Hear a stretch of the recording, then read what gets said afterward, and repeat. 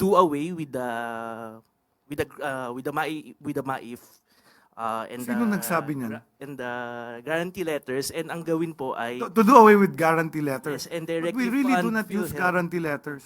Good morning, Secretary. Sir, Hi, sir. For Secretary Herbosa, sir, how does the Department of Health respond to the COA's findings that 405 million pesos worth of medical equipment were remained idle or unutilized due to the absence of a well-structured plan, lack of site readiness, delayed procurement actions, and inadequate coordination and monitoring? That's according to the COA, sir. This is a COA report of December 31, 2024. So released in 2025. So you have to understand there was a whole year of 2025 to fulfill the implementation of all those programs. So I still have to check if it's still 405 million that has not been installed. I will bet na install na ang karamihan noon. So take into consideration that when you're reporting that, take the date and time that the COA did the observation.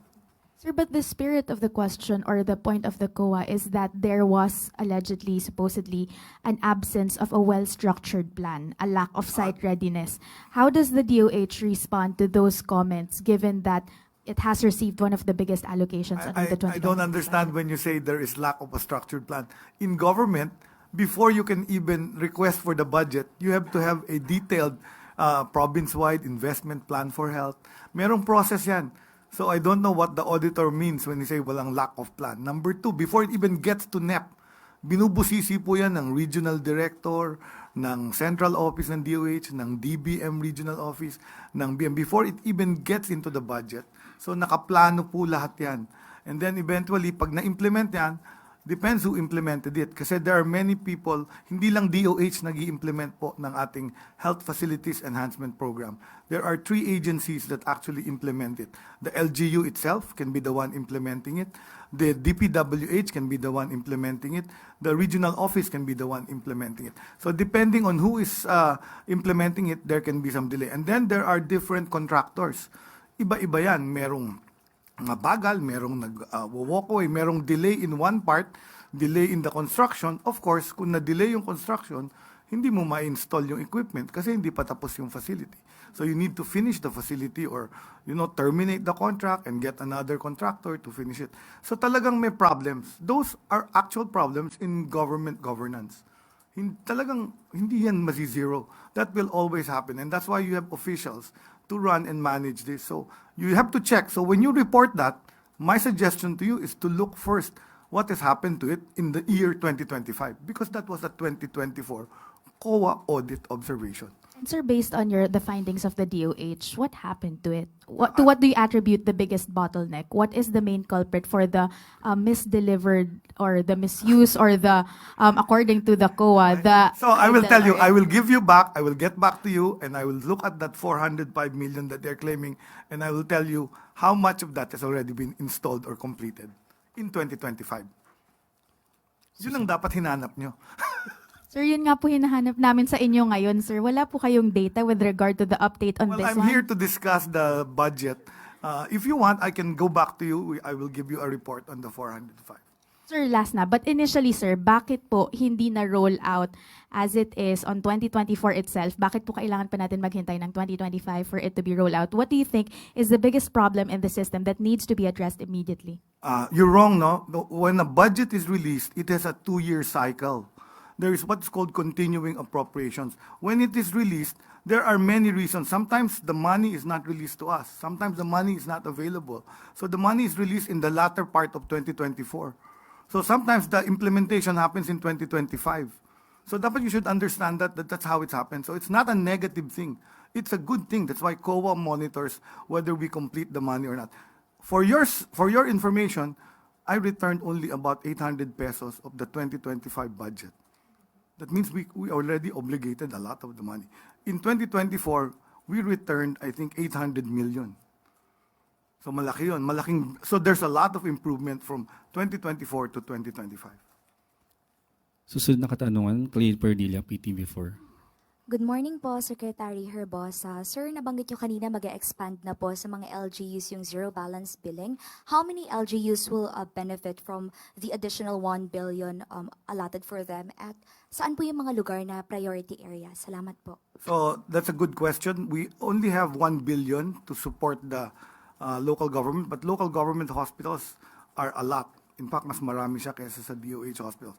For the level 1 hospitals, ang feeling namin, kaya na siya i-support nung increased benefits of PhilHealth. So alam yun ng mga local chief executive. But for LGUs that have level 2 and level 3 hospitals, ito yung mas complex procedures and higher cost of care. Sila yung gagamitin nating pilot. And then we have actually selected provinces that have actually fulfilled their commitments to universal health coverage. And these are yung mga Sarangani, Laguna, Aklan. So there are about 5 of them. Pa-prioritize ko sila.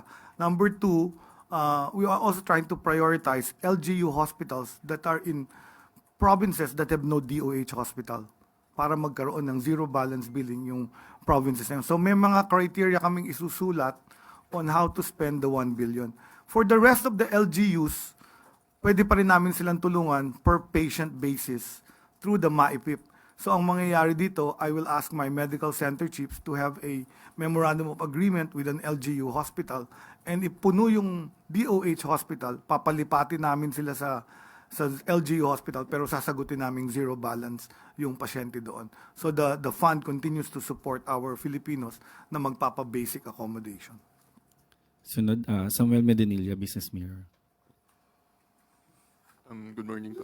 Magfa-follow up lang po kami regarding po dun sa MAIF guidelines na na-announce po kahapon. Kailan po kaya natin expected ma-complete yung guidelines? So I expect to have the guidelines by the end of the month or by February, mid-February. So meron na kaming basic principles and a working draft. As of now, MAIP will be following the existing 2025 IRR, implementing rules and regulation. So yun muna ang susundin ko until masulat namin yung current for the 2026. I-clarify ko lang po. So sa ngayon po, until malabas yung guidelines, i-accommodate pa po muna natin yung mga existing referral letters from some politicians po. Yes, kasi 2025 pa yun eh. That's still a 2025 fund. Hindi pa yung 2026 fund. So yung IRR will be used for the 2026 fund. May projected na po kaya tayong transition period? Halimbawa malabas na yung IRR kung hanggang kailan po natin i-accommodate yung mga previous letters? The moment we have the new IRR, it's immediately implementable. There's no transition. Tapos last na lang, usually po ano yung average na number of referral letters na natatanggap ng DOH for MAIF po? I don't have that figure. We don't count the referral letters. Basta we have the funds, we actually assist the patients. Thank you po. Follow-up question, Dexter Cabal sa Inquirer.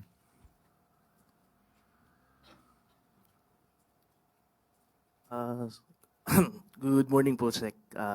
Mag-ask lang po sana if what brought the change of position ng DOH regarding po sa MAIFIP. Kasi if we remember, parang... Change in position? Yes What po, position? parang sabi po What ng position DOH. to the previous position? Position for the sa MAIFIP. Anong position yun? Kasi parang by July or early last year, parang gusto po sana ng DOH is parang to do away with the MAIF and Sino nagsabi niyan? And the guarantee letters, and ang gawin po ay To do away with guarantee letters. yes, and But directly we really do fund not use PhilHealth. guarantee letters. The DOH does not use guarantee letters. We only give guarantee letters to private hospitals that we have a MOA with.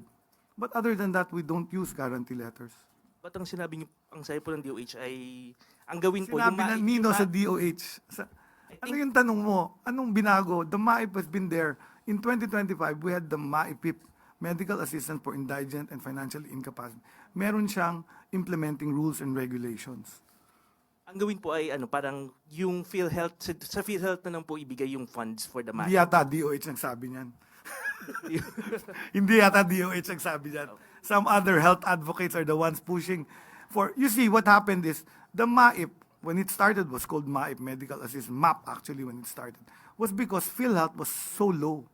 The support value of PhilHealth. That's the history of the MAIP.